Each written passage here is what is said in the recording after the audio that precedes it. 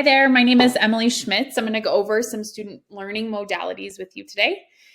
I'm going to go through these first two, standard aligned instruction and recall practices. The next three I will pass on to my classmates for feedback, note-taking, and other study skills, and metacognition skills, and one other. To get us started, we're going to go over standard aligned instruction to improve achievement on state standardized assessments and traditional college entrance exams. To get us going, I want to discuss what are standards. Standards are learning goals that determine what a student should be able to do by the end of a particular grade level. Standards define the knowledge and skills that students need to prepare them to be successful in future careers and college. Most of us are very familiar with the Common Core state standards, which are K-12, and about 41 states have adopted these standards right now.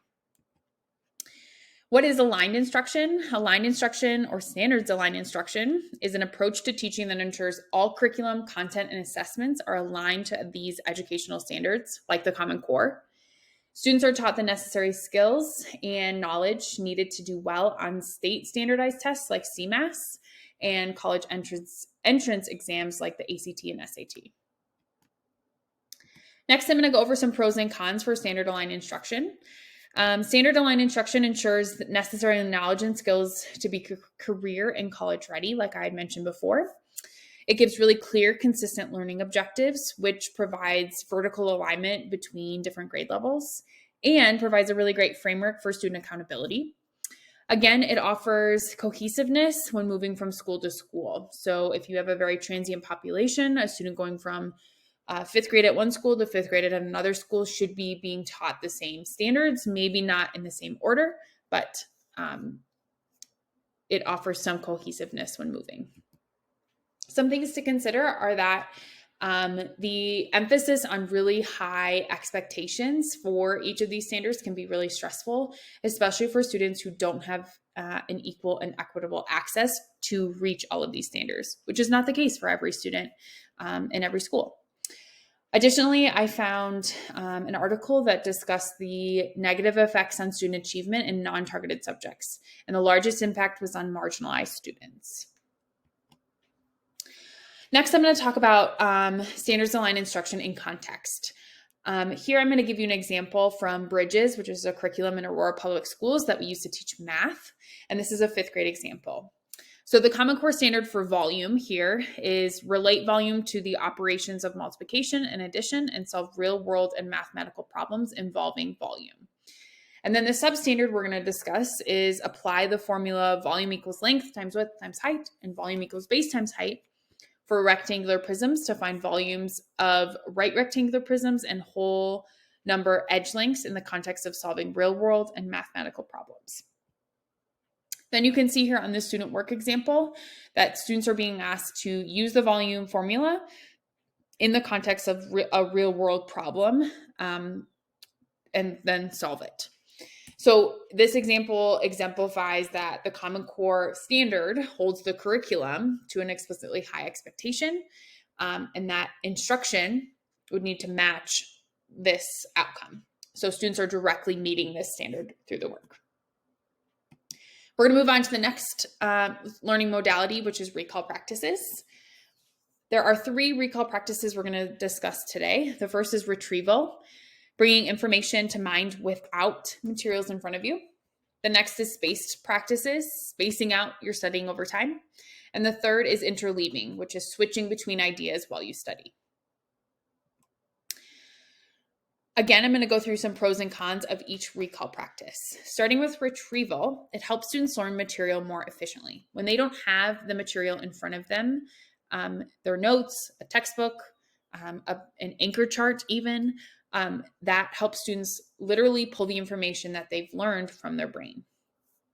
Something to consider is that often when we think about retrieval as a study habit, it's often used as a memorization.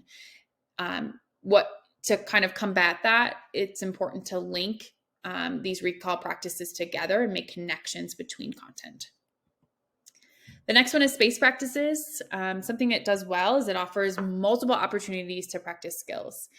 Teachers might know this as like a spiraling curriculum where you have multiple opportunities to practice the same skill as it comes back in different months or different units.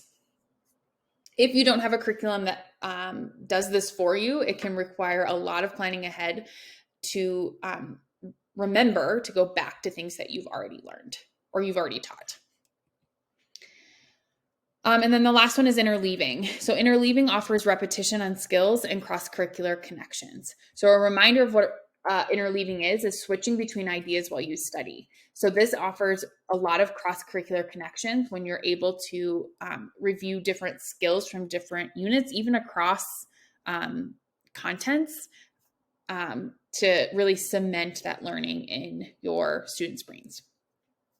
And then another thing to consider is that this does require a lot of extra thought and planning on a teacher's end, especially to do it well without extending each lesson for a long time. And we'll see how this looks in practice next. So again, I want to put this into context in a 5th grade math classroom. What does each of these 3 recall practices, what could they look like in the context of a 5th grade classroom? So starting with retrieval again, retrieval could look like students answering an exit ticket, a daily standards-based exit ticket that focuses on a really small chunk of learning. And while students are doing that exit ticket, they're not allowed to use any supporting materials because we want to know exactly what was in their brain and how they're implementing and applying that to the content. Then it's best practice to discuss any misconceptions after and make sure we're giving timely feedback to our students. Next, for spaced practices, this could look like a student's math independent practice, focusing primarily on the standard for the lesson, and then adding additional problems in the practice that are based from previous units or standards, previous units or standards, and then again discussing those together as a group once you're finished.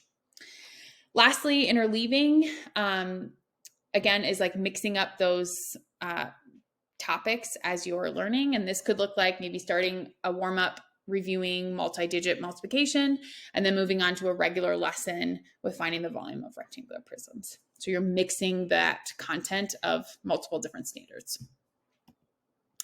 This last page is kind of just a resource slide of different things I found that were helpful. The first one is a podcast from the Cult of Pedagogy, the most powerful learning strategy that you're not using.